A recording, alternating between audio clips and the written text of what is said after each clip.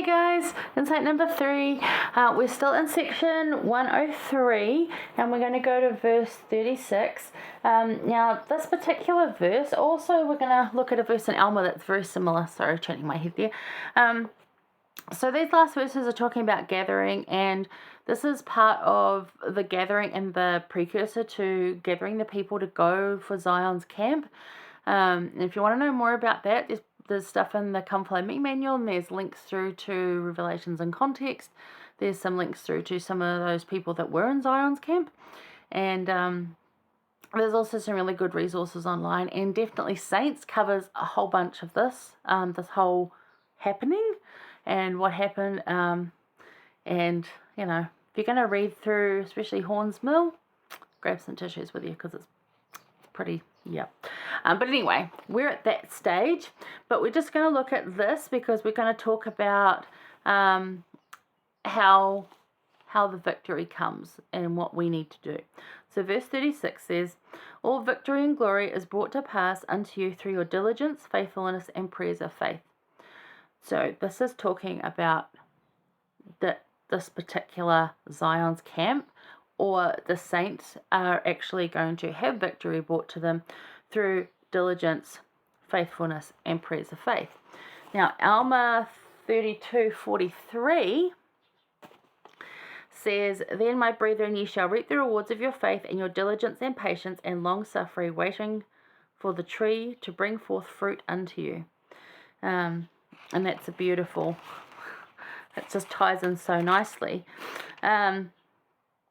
And that's Alma talking about, you know, the tree of life, and that the rewards come, the victory will come, but it takes time and it might not look like what you think it might look like. And also in this instance too, they went on Zion's camp, got all the way there, had some really horrible things befall them. They were all safe though, they were all okay.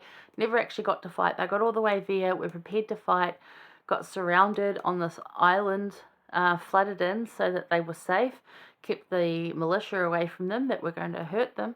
And then the Lord said, actually, wait, don't attack, don't go in there, don't do that.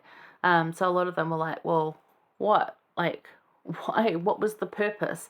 And the purpose was to prepare them for what was going to come, for the trek west, for the trek up to Nauvoo, for moving, for sort of moving large groups of people. This was all a good indicator. So, and actually the quorum of the 12, 7 of them were in Zion's camp.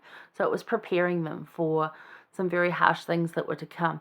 And that often happens in our life too. We're thinking, when's the victory going to come? Because right now we just got suffering and we're just having a hard time. And it can be very frustrating. So how has diligence, faithfulness, and prayer brought you victory? Because victory, as I said, is not always what you think it's going to be, and it's not always what you think it might look like. It can come in some really different ways. But definitely diligence, faithfulness, and that prayer of faith will pay off and will eventually bring you there. But so many times we have huge frustration because we have to wait. We get to that point where we have done everything that we can do, and all that is left to do is to be diligent and have prayer of faith. Lots of prayers of faith. And the Lord still says, wait, not yet. And it's hard. It's so hard because we so desperately want the thing, especially in this day and age where it's just used to getting stuff when we need it. And that just doesn't happen sometimes. It's not how it's meant to be.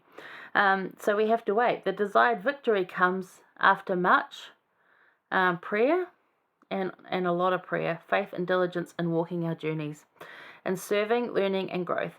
Victory comes in unexpected ways and from unexpected directions. Not how you think it's going to be, and maybe not at the time.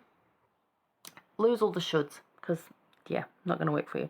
So remember, when you're on the Lord's side, He will fight for you and give you victory. It will happen. Now, Elder Stevenson said something so beautiful, and I love this. He said, the surrender of our will to God's will is in fact not surrender at all, but the beginning of a glorious victory.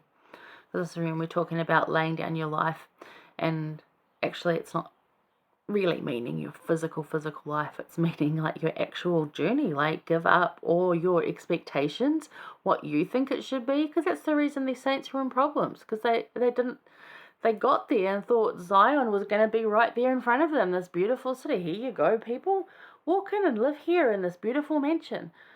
That's what they were expecting. They weren't expecting to get there and just have an empty plot of land. And they were like, what? That was where their arguments came in and got them into this situation.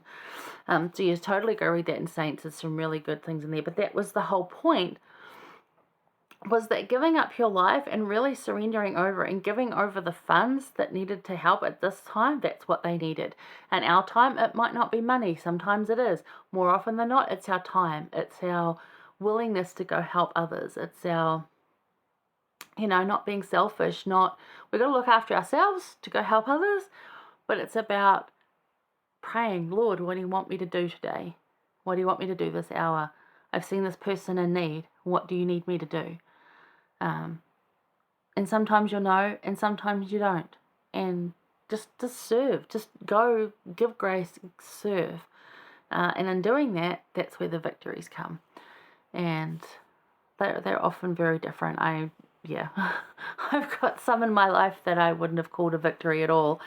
And yet actually it was. It didn't look like the victory. I wanted this, hell-raising, yeah, man, I won. And it didn't happen that way. It was kind of quiet and it didn't look like a win. But it was. It just took time and happened differently. So there you have it. But yeah, totally. Surrendering to God is actually not the end. It's not a surrender at all. It's a glorious victory. And you'll see that. And you'll know what I'm talking about if you've been in it. But yeah, just lose the shoulds and lose the expectations on what it should look like and what it should be this and it should be that, because it's not going to be. But the Lord will fight for you. We talked about that last week. The Lord will fight for you. You will be okay. So give it a shot. Throw yourself into that more.